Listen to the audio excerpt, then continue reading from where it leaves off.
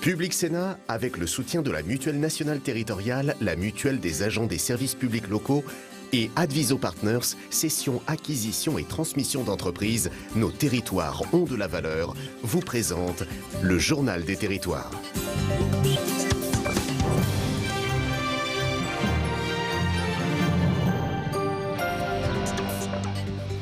Bonjour à tous et bienvenue dans cette émission avec la presse quotidienne régionale, les télés locales de France qui nous rediffusent, les Indes radios, 130 radios qui sont nos partenaires sur tout le territoire français et avec TV5 Monde. Deux parties dans cette émission, le JT des territoires, dans un instant, je vais vous y retrouver, le club de la presse et puis après la météo de 8h, l'invité politique aujourd'hui de Territoire d'Info, c'est Yannick Jadot, le député Europe Écologie Les Verts, député européen.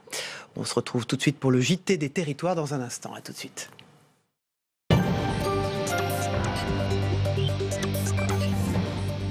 L'été est la saison propice aux grands travaux dans les transports en commun, car il y a moins d'usagers. La période est idéale pour la RATP qui lance actuellement ses chantiers, avec à la clé des fermetures de lignes importantes, RER A, lignes de métro 4 et 11.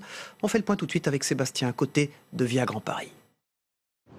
2,50 m de haut, 5 mètres de long, ces portes palières viennent d'être installées station Mouton du Vernet. C'est la première étape de l'automatisation complète de la ligne 4, l'un des principaux chantiers d'été de la RATP. Les 59 quais de la ligne seront équipés de 1062 portes. L'enjeu est de sécuriser les 700 000 voyageurs quotidiens. Faire circuler des navettes automatiques, il faut avoir sécurisé complètement la plateforme des voies pour éviter qu'un voyageur qui aurait chuté, par exemple, soit heurté par un train. La mise en service des navettes automatiques se fera, elle, en 2020. La ligne sera entièrement automatisée en 2022. Concernant les perturbations, toute la ligne sera fermée jusqu'à 10h le 1er juillet. Le RER A profite aussi de l'été pour se refaire une beauté. La RATP va renouveler les 24 km de voies et les 27 aiguillages. La ligne sera coupée entre la Défense et Nation du 28 juillet au 26 août. Ces deux gares deviennent des terminus provisoires. C'est un chantier qui est très important et pour lequel on met beaucoup de moyens puisqu'il y aura 1000 agents mobilisés pour accueillir, canaliser, informer les voyageurs. Et on va renforcer 8 lignes de métro et 6 lignes de bus. Il va y avoir aussi une navette spéciale entre la Défense et Étoile aux heures de pointe. La ligne 11 va aussi être modernisée. Les quais entre Châtelet et Arts et Métiers seront fermés du 21 au 26 août. Ceux de la station République jusqu'au 3 août. La station Place des Fêtes du 4 août au 7 septembre. Un simulateur d'itinéraire est disponible sur ratp.fr. Il permet d'anticiper son trajet pendant les fermetures. Nous allons recevoir Yannick Jadot, le député européen Europe Écologie Les Verts tout à l'heure. Et l'alimentation, justement, est au cœur des débats. Et là, il s'agit de l'Occitanie. Les acteurs du territoire étaient réunis à Montpellier hier pour la 8e conférence régionale de l'alimentation. À l'horizon 2022, la région s'est fixé un objectif, 50% de produits locaux, biologiques ou de qualité dans la restauration collective. Tous ces enjeux s'inscrivent pleinement dans un projet de loi examiné en ce moment par le Sénat. Celui-ci entend équilibrer les relations commerciales dans le secteur agricole et favoriser une alimentation saine et durable. Anaïs Tourès pour Via Occitanie. L'alimentation au cœur des débats. Les acteurs du territoire étaient réunis à Montpellier ce mercredi pour la 8e conférence régionale de l'alimentation. À l'horizon 2022, la région s'est fixé un objectif 50% de produits locaux, biologiques ou de qualité dans la restauration collective. Il s'agit d'assurer une alimentation qui soit à la fois saine pour nos concitoyens, assurer des circuits de distribution les plus courts possibles, éviter le gaspillage et faire en sorte que finalement la santé soit au rendez-vous. On veut que les habitants de l'Occitanie prennent pleinement conscience qu'à travers leurs achats, ils ont la possibilité de donner un revenu à nos agriculteurs. Ils assurent également une meilleure santé pour leur famille et pour eux-mêmes. Et ils participent à une démarche de la valorisation des talents de nos agriculteurs. Tous ces enjeux s'inscrivent pleinement dans un projet de loi examiné en ce moment par le Sénat. Celui-ci entend équilibrer les relations commerciales dans le secteur agricole et favoriser une alimentation saine et durable. Dans ce JT, on part maintenant dans l'ouest de la France, en Loire-Atlantique, où une famille zéro déchet veut montrer l'exemple. À Petite-Mars, c'est le nom de la commune, Claire et sa famille tentent de réduire au minimum leurs déchets et le font savoir. Bertrand Prat pour Télé-Nantes en région Pays de la Loire. Fromage blanc, crème fraîche. Dans le réfrigérateur de Claire, des boîtes plastiques et des bocaux. Aucun emballage jetable. Voilà 6 ans que sa famille s'est engagée dans une démarche zéro déchet. Faire soi-même, réutiliser, acheter d'occasion, c'est tout un mode de consommation qu'il faut revoir. C'est un changement qui prend du temps. Une fois qu'on a décidé de faire vraiment du zéro déchet, il y a 6 mois pendant lesquels on va chercher les alternatives, ce qui nous convient, les lieux où on va pouvoir acheter. Enfin voilà, il y a 6 mois de transition. Claire démarre alors un blog sur lequel elle livre ses astuces, mais très vite, elle croule sous les demandes d'informations. Partager comme ça via Internet, je trouvais ça très intéressant, mais très frustrant également, parce que j'avais pas le retour des gens. Enfin, moi, j'adore le contact humain et j'avais pas ce retour-là. Et j'avais quand même beaucoup de questions aussi sur c'est compliqué, j'y arrive pas, ce sera pas pour moi, le zéro déchet. Voilà, j'ai pas le temps, enfin beaucoup de freins comme ça. Et j'ai eu envie en fait de développer une activité où je pourrais aider tous ceux qui le souhaitent, à lever ces freins-là, trouver les bonnes solutions et pouvoir eux aussi commencer leur propre transition. En partenariat avec son association, une galerie pour sensibiliser au zéro déchet ouvrira dans le centre de Nantes d'ici quelques semaines. Le projet a été lauréat du concours 15 lieux à réinventer. Il prendra place dans l'ancienne école des Beaux-Arts. Fou de technologie, ce sujet est pour vous. La 5G arrive. 3G, 4G et bientôt 5G. L'Internet mobile ira bientôt encore plus vite. Cette technologie est en plein développement et les ingénieurs assurent qu'elle va révolutionner les pratiques dans le monde industriel ou encore médical. Les applications sont très nombreuses et c'est à Lannion, Cocorico, que les chercheurs mettent au point ce réseau du futur, comme nous l'explique Mathilde Kemener pour TBO, la chaîne du groupe Le Télégramme en Bretagne. Ce petit triangle donc correspond à une antenne 5G qui permet à ce smartphone de se connecter à notre réseau 5G pour accéder à l'Internet. Chez Orange à Lannion, la 5G fonctionne déjà. Elle multiplie par 10 le débit Internet sur les téléphones et pour le monde professionnel, elle va profondément modifier les usages comme dans les hôpitaux et les usines.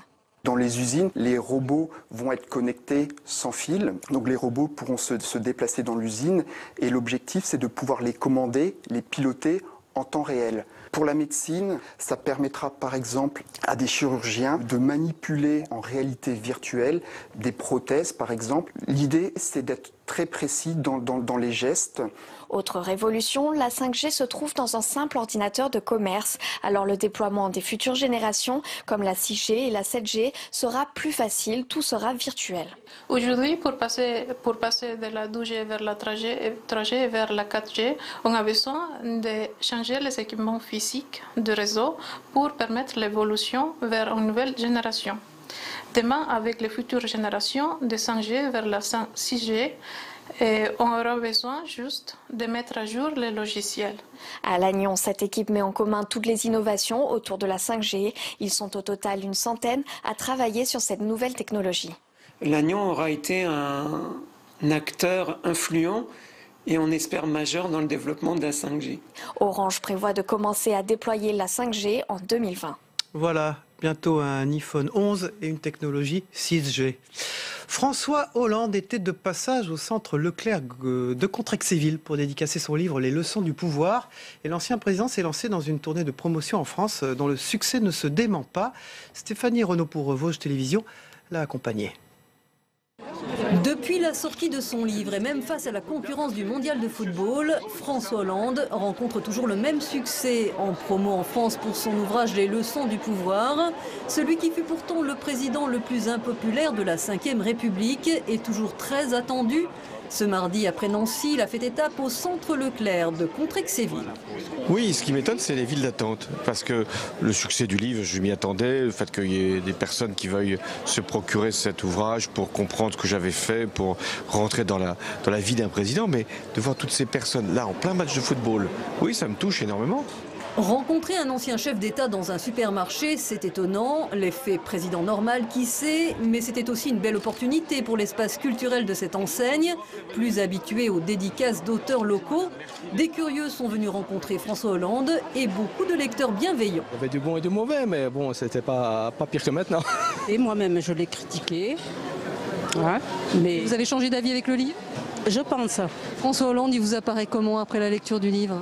Humain, on va dire. Ouais, humain et sincère.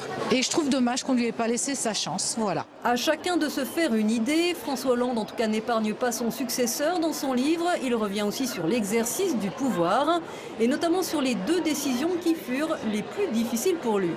Celle qui a été la plus lourde de conséquences, c'est l'intervention au Mali, parce que c'était des hommes qui allaient risquer leur vie pour libérer un territoire. Cette décision qui m'a demandé le plus de réflexion, en revanche, c'est le 1er décembre, lorsque j'ai annoncé que je ne serais pas candidat. Parce que je n'étais pas sûr de ce que je devais faire. Je voulais éviter le risque d'avoir la droite et l'extrême droite au second tour. Peut-être que si j'avais attendu quelques semaines, j'aurais pris une autre décision, mais c'était ainsi, c'était fait. C'est dit à demi-mot, mais le pouvoir semble lui manquer. Pour l'heure, François Hollande dit juste faire œuvre d'explication auprès des Français et envisage une réédition de son livre avec un chapitre sur ses rencontres.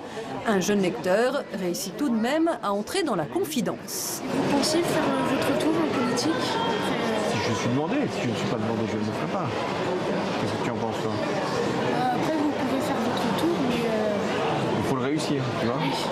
Sarkozy, il n'a pas réussi. Ça serait bien. Ouais.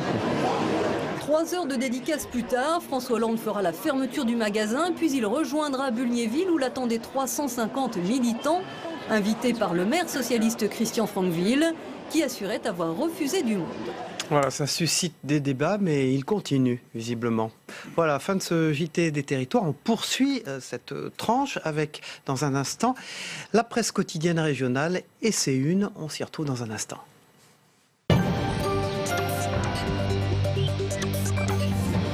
On démarre avec Sud-Ouest et le service national au cœur de l'actualité, vous le savez. Pourquoi faire ? D'ailleurs, on posera la question tout à l'heure à Jean-Michel Elvig qui vient en parler sur ce plateau de la République des Pyrénées, un autre journal du groupe Sud-Ouest. Le gouvernement a précisé hier les contours de ce service national universel mis en place dès l'an prochain. Il pourrait durer 1 mois et concerner tous les jeunes de 16 ans. Pour Ouest France, c'est roulé à 80 km/h. C'est dimanche que cela part.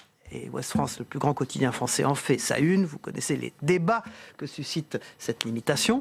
Et puis dans l'Ardennais aujourd'hui, le grand format, c'est un désastre humain et industriel. C'était un fleuron de l'électroménager. L'usine Electrolux de Revin, dans le nord du département, faisait vivre des milliers de familles. Qu'en reste-t-il aujourd'hui ? C'est une enquête de l'Ardennais. Pour le courrier Picard, rendez-vous chez le télémédecin. Ouverture d'un cabinet de télémédecine à Lagneville, dans l'Oise. C'est le premier dans la région. Et cela ne va pas sans susciter des polémiques. Et l'édition d'Amiens du courrier Picard a consulté ce télémédecin. Presse Océan, c'est l'EHPAD, état d'urgence en Loire-Atlantique. L'Agence régionale de santé dévoile aujourd'hui son plan pour transformer les établissements d'hébergement pour personnes âgées et dépendantes, EHPAD. Le secteur est en crise. Presse Océan revient dessus aujourd'hui à sa une. Et pour Libération Champagne, c'est le SMUR payant ou pas. Le transport d'urgence des patients peut-il être facturé ? D'après l'hôpital, c'est oui. Une pratique qui inquiète un élu Romillon et une mutuelle locale, dit Libération Champagne aujourd'hui. Et c'est à sa une. Pour le Télégramme, des bâches envahissantes. Pendant longtemps, bâches et autres films agricoles usagés ont été abandonnés dans la nature. Ça pose des problèmes. Il y a un problème de filière de recyclage à mettre en place. Et le Télégramme revient dessus aujourd'hui. Pour la République du Centre, édition d'Orléans, aux petits soins avec vos animaux cet été, alors que vous vous apprêtez à partir en vacances. Que faire de votre animal de compagnie ? SPA, établissement privé, ils sont là pour vous aider. Il faut absolument que vous vous occupiez de vos animaux pendant que vous êtes en congé, promenade, caresses, télévision, piscine. Chiens et chats peuvent bénéficier de multiples attentions moyennant un tarif adapté à la prestation, tout dans la République du Centre.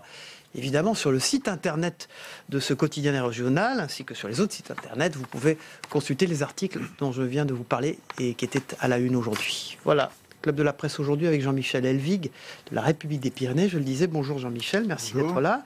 Et Guillaume Doyen, qui dirige la Gazette des communes, des départements et des régions. Merci d'être là, Guillaume. On va revenir sur cette déconnexion entre le pouvoir national et les territoires avec vous dans un instant. Mais d'abord, Jean-Michel Elvig, on va parler du service national. Est-ce un vrai service national? Est-il conforme à la promesse de campagne d'Emmanuel Macron? Ce devait être 3 mois encadré par l'armée. Finalement, le service national universel ne devrait pas durer plus d'1 mois et plus. Seulement 6 affinités, j'allais dire.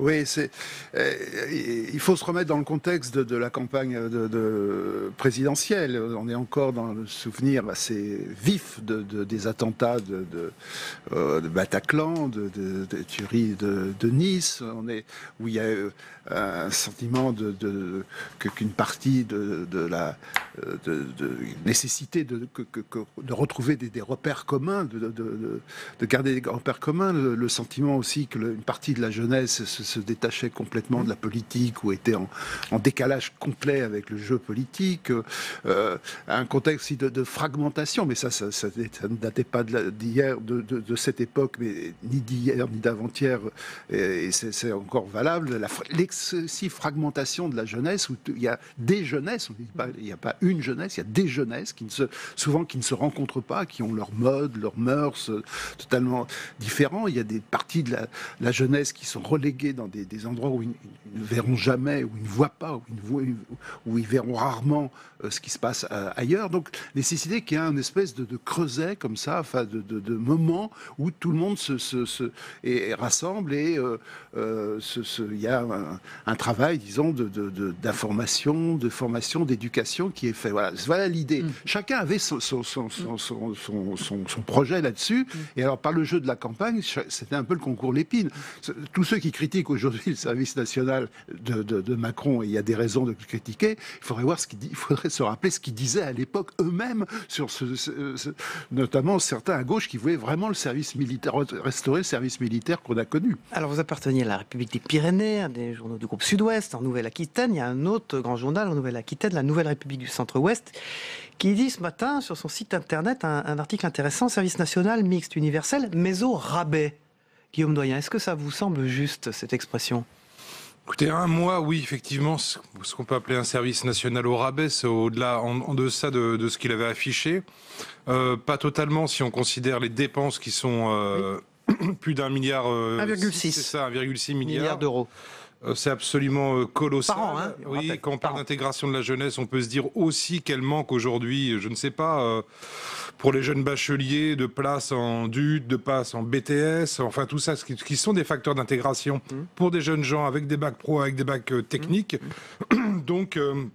Sauf que là, on prévoit un hébergement collectif pour permettre le brassage social. Soyons sérieux avec les histoires de brassage social. Tout le monde ensemble, dans la même chambrée. Bon, qu'est-ce que c'est que ce brassage social d'1 mois? Qu'est-ce que ça va changer de passer 1 mois avec des camarades qui viennent pas du même milieu social que vous? Dès que vous l'aurez quitté, vous revenez dans votre milieu social et puis c'est effacé. Je trouve, mais vraiment, parce que c'est pas assez long. Mais c'est ridicule, c'est même ridicule, quoi. Franchement, mettre autant d'argent là-dedans dans un projet aussi flou et qui ne se fonde sur aucune démonstration de quoi que ce soit, je suis consterné. On a besoin d'argent, on n'a pas beaucoup, mais le lancer comme ça, si vous voulez, d'une manière symbolique... Alors là, vous parlez de la première phase, la phase de cohésion obligatoire. Il y a une deuxième phase prévue, Jean-Michel Elvig, avant 25 ans, durée 3, 6 ou 12 mois. Les domaines abordés, la défense, la sécurité, l'environnement, l'aide à la personne, tutorat et culture. Oui, ça rejoint. Je trouve qu'il ne faut pas être dans la dérision sur l'idée. L'idée n'est pas fausse. Dans l'application, tenir pendant 15 jours des jeunes, tous ceux qui, enfin moi-même qui ai été pion d'internat dans une période antérieure, je sais que c'est compliqué de gérer un dortoir.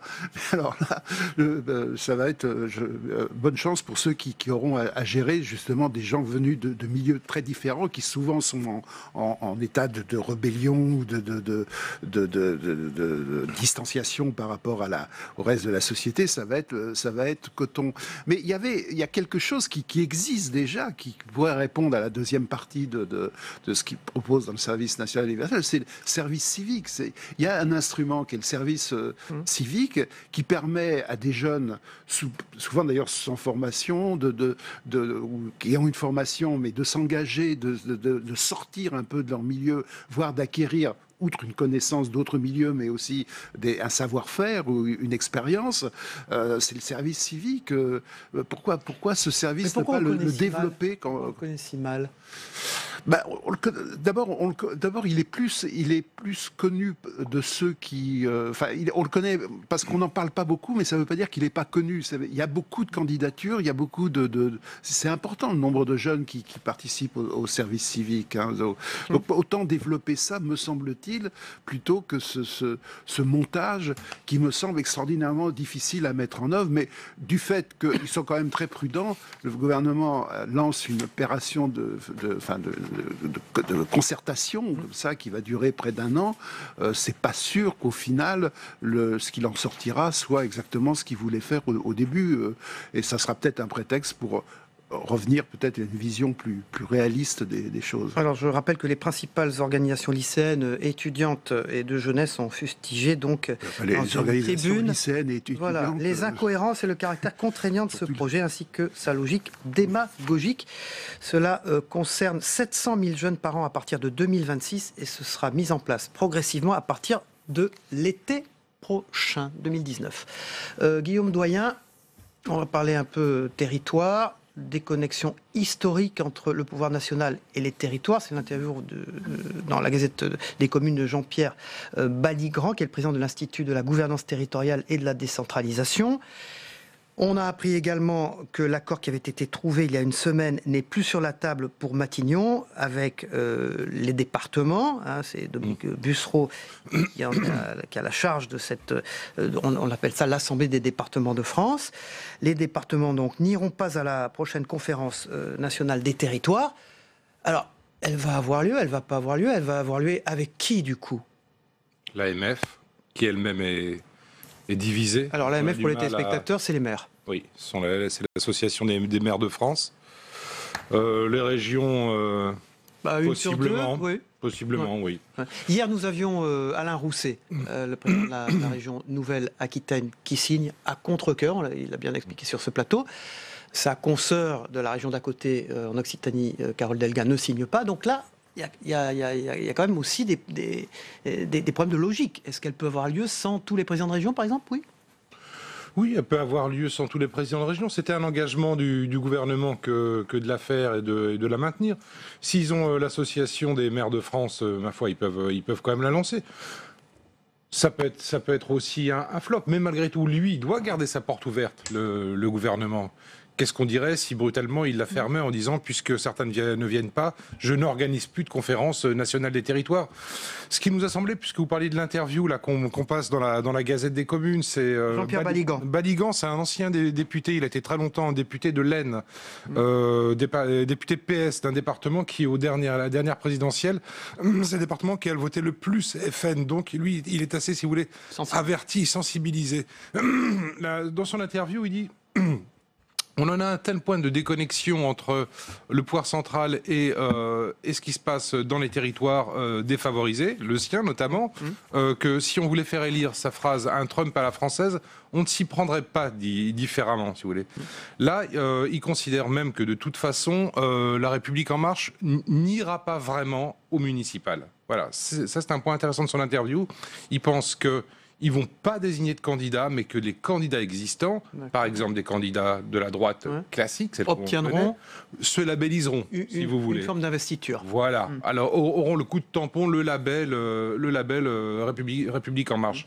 Mais qu'elle-même ne s'investira pas là-dedans. Voilà. Donc, qui laisseront faire les anciens partis. Alors, un petit mot sur le pacte financier et fiscal. C'est un outil de gestion du territoire. C'est dans un contexte de raréfaction de la ressource publique. Ça vise à mieux faire connaître son territoire du point de vue financier et fiscal. Et là aussi, pareil, tout le monde ne veut pas le signer. Donc on a l'impression que même sur les moyens, on n'est pas d'accord. Entre, toujours pareil, le gouvernement et les territoires. Non, bon, les départements... Alors, il s'agit, si vous voulez, de contractualiser les dépenses, le montant d'augmentation des dépenses entre... Analyser les capacités budgétaires pour réaliser des projets de bloc communal. Bon, techniquement, en gros, il s'agit de mieux contrôler les dépenses. Voilà. Pour faire simple, Et un certain nombre de collectivités ont annoncé, les départements notamment, qui ne signeraient pas, mais d'autres vont signer. Par exemple, les grandes villes, ça concerne beaucoup les métropoles. On ne va pas faire signer ça à des villes de 5000 habitants. Le maire de Toulouse, par exemple. Le maire de Toulouse, qui est le patron Moudac de France Urbaine, qui est donc le représentant des grandes villes. Lui signera. Mais il a reçu la visite du Premier ministre, qui est venu lui faire de la pédagogie. Voilà, il va signer, mais lui, si vous voulez, si on revient au municipal, lui peut-être qu'il va demander, si vous voulez, un label République En Marche. Mais dans l'interview qu'on publie, Baligan, c'est finalement, il y a ce qui se dessine, c'est deux France, c'est une France métropolitaine qui se développe bien, qui n'a pas trop peur finalement, parce qu'elle a quand même plus de moyens que les autres. Donc de signer éventuellement un contrôle des dépenses. Donc plutôt les villes, on va dire, les grandes villes. Les grandes villes en France qui ne sont pas si nombreuses que ça. Bon. Mais cela dit, ceux qui, elles, éventuellement, ont les moyens de discuter avec le gouvernement, de négocier, elles ont les moyens de leur développement, elles ont du poids, on ne peut pas s'en passer. Toulouse, quand même. En revanche, ce qui se passe ailleurs, ce qui se passe dans l'Aisne, ce qui va se passer en Haute-Marne, c'est tout à fait différent. Dans les Vosges, dans tous ces territoires-là, non seulement on ne signe pas parce qu'on ne vous demande pas de signer, parce que ce sont des trop petites collectivités, donc on ne signe pas, et de toute façon, la rupture, elle est déjà acquise. Merci beaucoup Guillaume Doyen. Un intéressant article dans la Gazette des communes, des départements et des régions aujourd'hui avec cette interview de Jean-Pierre Baligan, le président de l'Institut de la gouvernance territoriale et de la décentralisation. Jean-Michel Elvig, merci pour vos éclaircissements sur le service national. On vous retrouve tous les deux, bien sûr, après la météo et après l'invité politique en direct, Yannick Jadot, le député européen Europe Écologie Les Verts, qui sera notre invité dans quelques minutes. Tout de suite, c'est la météo des territoires, le temps qu'il fait en France aujourd'hui, et unique sur la TNT le matin, la météo des départements français d'outre-mer. A tout de suite.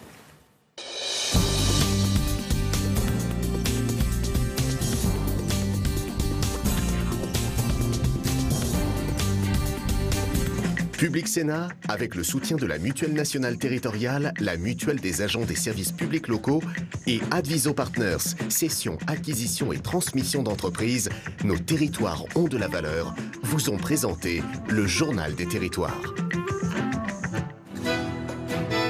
La météo vous est présentée par l'Assemblée des départements de France.